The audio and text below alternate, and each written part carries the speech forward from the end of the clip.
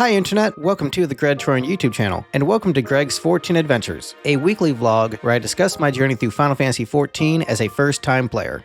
I beat A Realm Reborn back in 2022, and I'm finally finishing up the rest of the game. These vlogs are documenting my journey. If you like these videos and want to support their continued production, the best way to do that is to like the video, share it on a relevant social media site like Reddit, and leave a comment. Thanks, pal.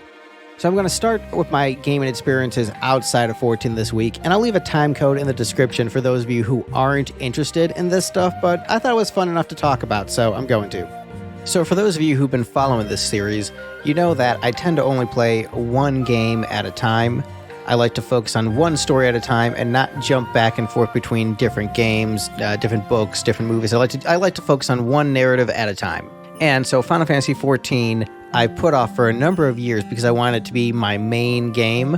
I didn't want it to be the case of playing 14 one day and then hopping back into 15 and then playing 14 for a day and then doing 16. I didn't want to do like the back and forth thing. I'm not as into that. I really like to focus on one game. For a number of years, 14 was just a side game for me where, so I beat A Realm Reborn, and then 14 became a side game for me where I would log in for the seasonal events, and I had a buddy who was playing through A Realm Reborn, and I would play with him once a week.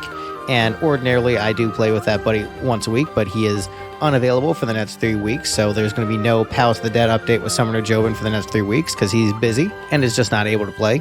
And so the one exception to my rule of only playing one game at a time is with Another Eden, because that was my big live service game that I spent the last year playing, and it's the size of an MMO, single-player RPG made by Masato Kato. And so what I am doing with Another Eden is, if there is a story patch, story update, I will play that when it's fresh and new, just because I'm caught up on the game, and I don't want to fall behind because it's just such a massive game. So if there's like a patch update, and there's enough for me to do in the patch where it's not just like, oh, we stuck a super boss. If there's an actual story update, I'll typically check it out. And so there was a couple of new Another Eden quests that were added last week that I decided to play through.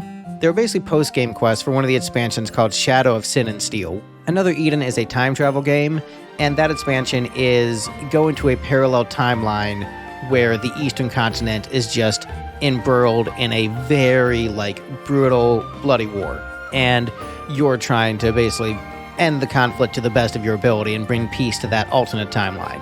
And so one of the hooks with Another Eden is that in the parallel timelines there's different versions of different characters, and so there's a character named Shigure who I have in the main timeline, but you're now able to unlock that character in the alternate timeline. Main timeline Shigure, he's just sort of like a womanizing samurai with like a good heart, you know, that character trope. And then the alternate timeline, he's a very serious-minded businessman. And so like the main timeline one is like this, you know, carefree traveler, and the other one is like this very serious business-minded merchant. And so that's one of the fun things about the parallel versions of the characters. You get to see what if, and if their life went down this different path because of the circumstances of the different timelines. It's pretty fun. And so really, you know, diving into those themes a bit deeper than Chrono Cross did, which was also made by Masato Kato. But anyway, when they release the parallel timeline versions of the characters, you know, you try to draw them in the gacha pools, but if you don't get them, you can do the first character quest. So I tried to draw him in the gacha pool, didn't get him, but he got to do the first character quest. And it was pretty cool. There's a really neat little hook where it turns out that he is a time-traveling merchant. And most of the characters from the different timelines, actually most of the characters period, aside from a couple characters who are usually the free characters, they can't travel back and forth between time unless they hook up with the main character Aldo. And so the fact that he's able to time travel without Aldo makes him a very suspicious character, and you want to know exactly what is going on with him. It's a really good hook, and of course I didn't draw him in the gacha pool, so if I don't end up getting him, I'll just watch his cutscenes on YouTube. There are enough YouTubers who upload the cutscenes for every character, so I'm not too worried if I ever miss a character in the gacha pools with Another Eden, which is why I'm pretty satisfied with it. And again, I've got over 180 characters, so I'm generally pretty happy with my Another Eden experience. There's only a few characters I really wish I had drawn, but otherwise I'm pretty happy with my lot, and I do have some of the most powerful characters, so feeling good about that. But yeah, so I did Parallel Timeline Shigure Character Quest 1, And then I did the Shadow of Sinsteel post-game quest called Beneath the Twilight Blooms, which was also heavily involving that character, because he was an important character in the expansion. So there is spoilers for the expansion. There is a character in that expansion who is the parallel version of a character named Akane. She is a samurai in both timelines. Just the personalities differ. And so in the expansion, she dies, which is one of the few times where one of the playable characters can die in a storyline, which was a big shocker for the community. And you can still play her character quest and still play as her after she dies in the story, but then you'll get a message popping up over the character quest and just this is from a timeline that is no longer possible. So it'll still canonically that the character will be dead, which is really huge. But if you get through the entire expansion, spoilers, her brother basically commits to negotiate with the demons of the underworld to bring her back, because he's a master negotiator in that timeline, and successfully brings her back from the dead and negotiates his own revival, because he's just that much of a beast negotiator. It's pretty great. It's another example of Kato really diving into that brother willing to do anything to save his sister theme that he did in Chrono Trigger, Chrono Cross, and Final Fantasy XI. He is really, and also another Eden with the main character Aldo and his sister. So he is really into that theme. I guarantee that Kato's got to have a sister, or has a buddy who really cares about his sister, because he has hit that theme so many times. It seems like something really important to him. So anyway, the post-game quest features alternate timeline Shigure and alternate timeline Akane, and talks about how they were engaged as kids and drifted apart, and the storyline basically sees them come together, admit their feelings, and get married under fireworks. There's a big espionage plot, and it's all about you traveling across the realm to stop these rebels from inciting a civil war after the war finally just ended. And so you're trying to stop that civil war. And it's a pretty lengthy side quest, maybe about an hour. So a decent length side quest. The boss was not very challenging because my party is just stupidly overpowered at this point, and they allow you to choose the difficulty level for another Eden expansions based upon how many other expansions you've done, because you can kind of do them in a non-linear way. But I always go with the easiest mode because I just want to enjoy the story and just dominate the bosses with overpowered characters. So that's what I did. So I did that quest, and it was really nice. There's a really cute moment. You can see the brother character Xian crying at the wedding and stuff. It's some really cute character moments, and it kind of reminds me of the wedding between Naruto and Hinata, where just it gives you the feels. It's very nice. And there was another post-game quest that was unlocked, where it's a quest to increase the max level of a free character, but it involved doing this special combat system that you had to do in the expansion that I wasn't too hot on, and I decided to skip it. I'm it'd be cool to have you as a higher level character, but I've got so many other high level characters, I don't need this. There's a lot of different ways to upgrade characters to get yourself powerful teams, so even if you get extremely unlucky in gacha pools, there's ways to get free characters ridiculously overpowered. But because I have overpowered free characters and overpowered gacha characters, I'm I've got enough 14 I want to play, so I don't need to do this grindy side quest. But yeah, so that was my Another Eden gaming this week, and I did a little bit more gaming outside of 14 than I normally do, because I ended up at a free arcade in Nashville that I had never heard of. Yeah, so it's a place called the 16-Bit Bar and Arcade in Nashville, and I just sort of ended up there after playing mini golf with the family. We just ended up buying it, and it's pretty cool. They charge for pinball and for drinks, and they have bowling that they charge for, but otherwise they have a bunch of free games you can play. You can play cornhole, which I'm just not a cornhole fan. There's a slide, and there's a whole bunch of arcade games, also some Sega Genesis classics. And so you can just go in there and play games, and just the incentive is they want you to buy a couple drinks and then play the games. But if you're looking for something inexpensive and pretty fun to do, it's definitely a good time. And so at the free arcade, I play a little Donkey Kong Jr., which my dad used to have an arcade cabinet of, so it's nice to have some nostalgia towards Donkey Kong Jr., which the controls in that game still really suck, though. It's a pretty rough play, but it was nice for the nostalgia. Played some Street Fighter 2 and dominated as my main E Honda. played Tapper for the first time, which I'd never played Tapper before, and it was alright. It was pretty fun. It gave me some nice PTSD memories from my time working as a bartender, so that was great. Played a little bit of the 4-person co-op Teenage Mutant Ninja Turtles arcade game. Played some Golden Axe, beat Golden Axe in one sitting, and also played some Virtua Fighter for the first time, the original Virtua Fighter, and I didn't like it. I didn't think it was very good. And also went out and saw a friend of the channel and, my best friend, Steven Smith. It was his self-indulgent birthday show. He does one of those once per year. On his birthday, plays a concert on his birthday, and got to see his solo act, Regdar and the Fighters, play. Regdar and the Fighters, for those who don't know, it's like a glitch punk band where basically Steve writes all of the songs and then plays live with an instrument called the Abomination, which is a hybrid of bass and guitar where like he combined the instruments together, so you only need to play one at a time. And so it's this instrument that is like both a bass and a guitar at the same time, so you still get the low tone but also can play chords.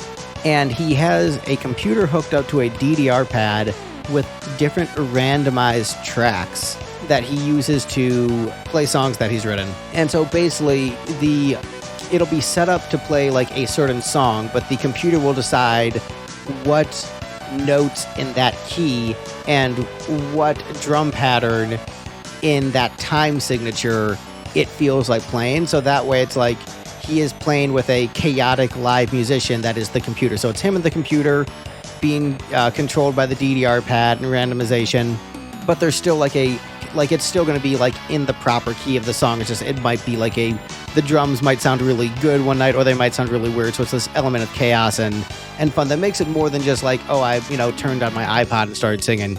And so that was a really cool show. And yeah, so that is the non-14 updates for this week about the different video games, and I'll count Regdar as a gaming adjacent adventure with that DDR pad. So that was my different gaming experiences outside of 14 this week. So this week in 14, I played through most of Dreams of Ice, patch 2.4 Dreams of Ice. Didn't quite finish it. I've got like 3 quests left of Dreams of Ice, and then we're going to hit Before the Fall, which I see in the art for it. There is that cup, so I know the tasty beverages are coming, and Rob Bound's ability to do push-ups is about to significantly change, so I know all that. But I'll talk about my perception of the story in a little bit. I'm just going to sort of chronologically go through my notes. But yeah, I've got like 3 quests left of Dreams of Ice. I defeated Shiva and did the first quest right after defeating Shiva, so just a couple wrap-up quests before we get into Before the Fall. And then Heavensward is finally going to start, so I'm excited for that. So let's go into the specifics of what I experienced in 14 this week and my general thoughts on it.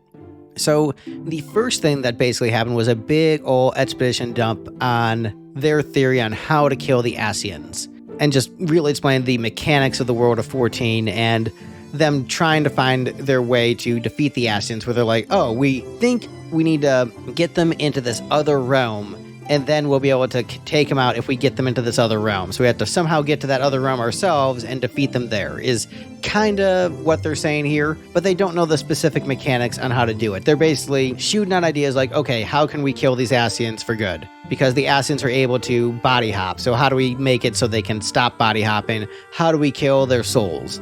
And thus far, the Ascians are like a less interesting version of Organization 13 from Kingdom Hearts. And from what I know through, as Absolute SE called it, being on the sidelines of 14, being outside the community and just hearing what the community says about the expansion to the storylines, from what I know through, the cultural osmosis of the internet and the different 14 review videos I've watched, the Ascians are basically going to be sidelined for a few expansions, if I remember correctly. And so I wonder how much of this plot point about like we're gonna figure out exactly how to kill them and like the specific mechanics of that I'm going to retain, and by the time we get to the point where that's relevant, and I assume they're just going to re-explain it, because the method of how to defeat them still hasn't been discovered at this point. They're just like, oh, we think we can defeat them, we just don't know how. So I assume they're going to re-explain that. And I've heard that the Ascians get significantly more interesting later, but thus far they're just shadowy, mysterious Organization 13, and we wear robes, and we all have names, but you can't see our faces, so like you're not associating personalities with us very strongly, which I know will shift over time. But thus far, the Ascians, you know, they're your standard, at this point, their standard shadowy organization that isn't super interesting. So then there was the fight with Horay Boulder and Coltonet to impress the Doman kids, which was, you know, it was a filler fight. It was basically just another example of the power fantasy of the Warrior of Light, where basically just everybody in the world thinks you are so freaking cool. You are like the coolest guy ever, or gal, or non-binary person. You're just like the coolest individual ever in the world of 14, which, you know, it is pretty fun because realistically, that's how that character probably should be treated based upon their feats. But it's fun, like the difference between the way the main character in 11 is treated versus the main character in 14, where in 11, even after all your accomplishments, people still just do not give a shit about you. And they're just like, man, whatever, you're just like another adventurer, dude. Like, yeah, you've done some stuff, but so have a bunch of other people. There's so many adventurers running around doing stuff. It is just really just funny that the difference between like the way they treat the main character in those games. But, you know, 14 is definitely cool for that power fantasy aspect. And it's very interesting, especially since I'm playing as now the same character between both games. And, you know, whatever headcanon I've written for that main character as to like how he's responding to all this stuff. It's pretty fun. So after that filler fight, Alphinaud sent Leto to recruit people across the realm for Alphinaud's new private army, which we find out is funded by the Syndicate, which definitely seems like a good idea. I'm sure the Syndicate funding this private army outside of Ulda's influence isn't going to come back to bite us in any way whatsoever. This just seems like a good idea. Yeah, nothing could possibly go wrong with a private military. I mean, look at Blackwater. Everything was fine with that, right? So went across the realm trying to recruit some people to join the Crystal Braves. Riol, great recruit. Former member of the Company of Heroes, was very helpful when I ran into him in the base game. I'm like, sweet, yeah, you seem like you'd be great on this team. And then recruiting Laurentis, the trader from Gridania, seems like a really bad idea. I probably would not recruit him. When I think about the people I've recruited in my bands over the years, there are certain people who are too much of a red flag even for me, and that dude is too much of a red flag even for me. Like, as desperate as I might be for a drummer, I'm like, yo, dog, like, I'm not letting you in the band, sorry. So I feel like Laurentis being in the band, not a good idea. So then we jump back to Kurthus, and it looked like there was stuff that was actually building up towards Heavensward, where the heretics were back, and this time they wanted to summon Shiva, which became pretty obvious pretty quickly. I know it was supposed to be kind of like a surprise reveal, but you could pick up on it pretty fast, like, okay, this is building up towards a Shiva boss fight, got it. And I got to see basically a guy who looks like the Pope of Ishgard, and looking like he's influenced by the Ascians. So I just assume he's going to end up being a main villain in Heavensward, and he is going to die by the end of Heavensward, which I know spoilers for 14. I know some spoilers. I don't know this specific spoiler. Like, you know, watching a story summary of Heavensward within a review, like, there are a couple plot points that were mentioned, but I don't remember most of them. I know there's, like, going to be some dragons, and then it's like, oh, but you started the war, and then just, like, everybody learning to get along kinda is gonna happen in Heavensward. So I know, like, vague, broad strokes, but I don't know specific plot points, or all the specific plot points. I know some plot points, but not all of them. So there's still room to be surprised. And that is actually kind of a fun thing about knowing some spoilers, but not knowing all of them, because it's almost like you have visions of the future, and you're trying to piece together the story. And like, oh, I know this is gonna happen, but what events are going to lead up to make this happen, and seeing how all the puzzle pieces fit in. That's really, for me, that's actually a really fun way to consume stories, because what I'll generally do with a story, if I'm not sure about it, I will actually look up spoilers to see if I think it's worth my time. Like, I'll read like a plot summary. 14 I didn't necessarily do that with, but I just didn't hide myself from reviews. So if I got some spoilers in a review, that didn't bother me. But I'm definitely really excited to see how all the pieces end up fitting together and where they end up aligning, because that is really interesting to me. I'm like, how are all these elements going to combine to get to this point? And then what is the fallout after that point?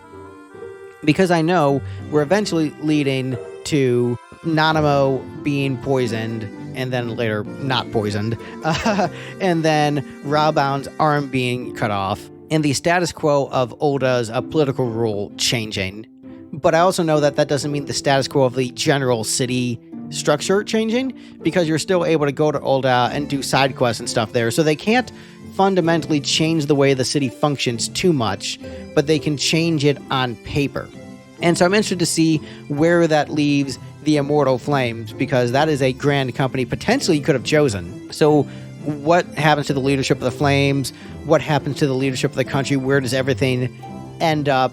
And then where does that leave the Scions in relation to that? Where does that leave the Crystal Graves? I have no idea how that's all going to fit together. And so I'm interested to see how they land that plane, because, in 11, like, spoilers for 11, you end up murdering, like, the Duke of Juno. And so they just pretend that he just never died. And he's just like, oh, he's just not available right now. And so the shadowy council rules Juno, and just the public is none the wiser. And so you still just like go about Juno like nothing has changed, even though their head of state has been just dead for a while. So I'm looking forward to see how 14 handles a similar situation. But anyway, back to going over the parts of 14 I've experienced this week, as opposed to the parts of 14 I will probably experience next week. So the Crystal Braves are formed. They've got really cool uniforms. I kind of want one. And there was a little quest to rescue one of the Braves. That was fine.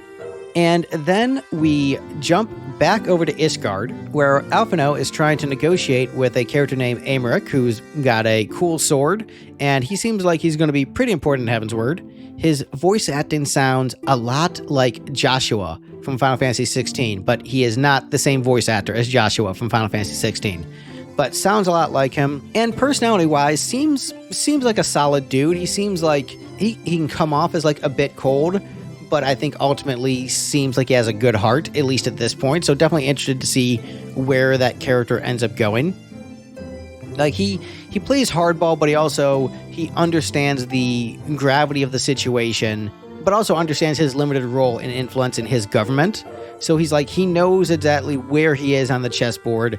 He knows where the pieces need to move, and he is trying his best to navigate that with his limited power. So definitely appreciate a character written like that. Definitely well written, at least at this point. At this point, there was a lot of hanging out in Kurthus. And so anytime I had to get my mount in Kurthus, I was using the Magitech armor. I know a lot of people think that, oh, Greg really hates Final Fantasy VI. Man, I freaking love Final Fantasy VI. I love all the games. Just because they're ranked in the middle doesn't mean I hate it. It just means I like other games more. But I still have a ton of Final Fantasy VI nostalgia. And so I would always, pick that Magitech armor and run through the snow and enjoy that FF6 theme, which even though I say, yeah, it's one of my weaker themes in the series, and I'm not as hot on it, I still had the nostalgia, man. It was a great time. I loved it. And then I got to my first dungeon in a while, which was wild how long it had been since doing dungeons, because most of it has been those primal boss fights. But I got to Snowcloak, which was really cool, chasing the heretics into Snowcloak, trying to find Ice Heart. And Snowcloak was just a really cool little dungeon. The music reminded me of Donkey Kong Country 2, which is a great thing because I freaking love Donkey Kong Country 2, both gameplay-wise and soundtrack-wise. That might be my favorite platformer ever. Like that or Super Mario World. It's like those two are neck and neck. But of course, the heretics got away, so we weren't quite able to capture them. So then we went back to hunting for Ivy, the spy in the Immortal Flames, and we found out it was actually the second in command of the Immortal Flames. And it turns out that they were also involved in the Ishgard plotline by cutting off the supplies from Ishgard to Mordana, which definitely, the plotlines felt very disconnected, and connect them in this way felt very convenient.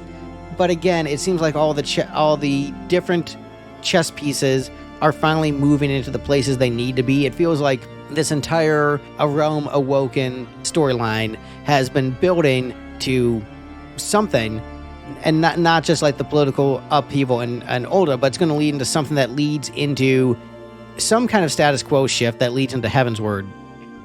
And so I'm interested to see where, why these pieces are moving and where they're going to end up, and just I'm very interested to see where it all ends up going. And I did find out another spoiler this week, which was by accident. But I did find out that my dude, Orphot, whose name I'm probably pronouncing wrong because I only heard it once in the voice acting. I go to the wiki sometime to brush up on lore, and I got his death spoiled for me. I'm just like, man, he is a solid dude. So I'm just gonna love and appreciate him even more every time he's on screen, because he really likes the Warrior of Light, and the Warrior of Light really likes him. Like, they're buds. And like, he was just so nice when you first met him. Like, man, he's gonna die. That sucks. So definitely gonna appreciate my bro as long as I can. So did all that, and then I ended up deciding I want to do a couple duties with my character, Dread Troyan, my former main, now my alt, just to make sure I don't get too rusty playing as Monk, because eventually that will be the character I play as most of the game with Summoner Jobin, because I'm doing Palace of the Dead with Summoner Jobin as Lito, but Dread Troyan, I'm saving the different MSQ to do with Summoner Jobin, so he has someone actually playing along with him and me just not like waiting for him to do quest stuff. And so I did some duties with him, and I ended up playing with a player known as Kinase Replicant, which, fun near a reference, which I'm sure Summoner Jobin will appreciate. I'm definitely going to tell him about that when he gets back. And so then I hopped back into playing as Lito, and then while waiting to do the Shiva boss fight, I ended up talking with another player and found out about Moogle events, which I had never heard about. I always saw the itinerant Moogle, but I didn't really know how to get stuff from him. And then found out that you find these different duties in the duty finder with the Moogle next to them, and then you get some Moogle points. So I said, I'm definitely going to try to do the Moogle event after I beat Shiva. So I fought Shiva with a full party, including someone named Leonard Skinner. And then I did a Moogle event dungeon and got myself a cool little minion through doing it. I didn't feel like doing a whole bunch of duties right then, just for time reasons, but still, it was nice to do a Moogle event for once and get a reward from it, so that was pretty fun. So after I did the Moogle event, got my minion, I went back and finished the cutscene for the Shiva quest, and so we got to see Aymeric talk about how Ishgar was using Revenant's Toll and the people there for their own ends, but he still seems like a solid dude. I think his level of honesty in the negotiations with Alphino, showed a level of integrity. And it's politics is about mutual beneficial relationships, and we're going to use you in this way, but you're still going to benefit from it. So I don't know. It's the writing has been very good with that character. And then the name of his number 2 in command, Lucia, was finally revealed, and I'm expecting that she will be important given how long it took to delay revealing her name. And so this entire section was mostly Buildup, and it's actually a lot harder to talk about. I had to take a lot of notes to get through this section. Oh, and there was that other character that got introduced. I'm blanking on her name right now because I'm not looking at the cutscene footage. Oh yeah, Moen Brita. That was her name. So I assume she's going to be a pretty significant scion going forward. I think I've seen her in other 14 review videos, so I assume she's going to play a pretty significant role coming up. But because the section was mostly Buildup, it's a lot harder to talk about. Here's all this setup, and I don't know the payoff yet. Well, I kind of know the payoff, but I don't know the payoff. So, I'm a story-first gamer, but weirdly, these vlogs have been light on story and more discussion about the 14 experience. I saw a concert in 14, and I did this with this player, and it's been about the community journey in a lot of ways, which is kind of what you want from an MMO. But what I want from Final Fantasy is the story experience. And so it's interesting that I've had more difficulty talking about the story, but maybe it's because I'm just rusty with it, because so much of what I've been doing has been pretty gameplay heavy, and now it's this is cutscene after cutscene after cutscene, and then here's a little story. But I've been loving it. I'm definitely excited to see where this all goes. I'm looking forward to the rest. I'm having a great time with 14, and I'm really excited to see the climax of the storyline and the lead into Heavensward. I'm really pumped about that. Now, this is normally the part of the video where I say, like, comment, subscribe, share the video, helps with the algorithm, helps your buddy Greg. But I've got some exciting news I want to share with everybody. I have finally launched my own Discord server. It's called Greg's House, and basically, it's like me inviting you over to my house to chill. It's what I'm looking for is just a very chill, happy, relaxed atmosphere where just my friends and, like-minded people can just come and hang out and talk. So there's different rooms in Greg's house. There's the living room where there's like a general chat section and also a creative corner where artists and people working on personal projects can talk shop and, promote what they've got going on. There's a game room where people can talk about Final Fantasy XI, Final Fantasy XIV, general JRPGs, or any other type of games. There's a music room with a general music chat and also a Taylor Swift chat and a Thin Lizzy chat, specifically because we're doing all the Taylor Swift albums on the channel and all the Thin Lizzy songs on the channel. There's a movie theater in the house, so where you can talk about movies and TV there. There's a study where we can talk about books, comics, anime, and manga, or history for the nerds out there. There's a kitchen where you can talk about delicious food and beverages, or hang out over the kitchen table and talk about news and politics. And there is also a petting zoo in my house where you can see cute pictures of animals. So if you want to join the Greg's House Discord server, there will be a link in the description.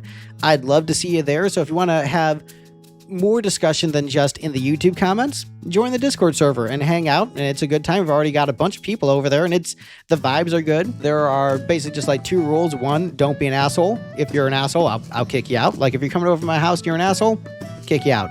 And also just keep it PG-13. Don't post like weird like sexual memes and stuff. But yeah, so if you want to join me on the Discord server, please do, and just be nice to everybody. Like I said, I'm inviting you into my house. Be a good guest. And but also, please comment in the comments because it helps in the algorithm. And I definitely let me know what you think of this part of the story and what you think of my thoughts on this part of the story. And I'll see you guys in the next video. Bye, everyone.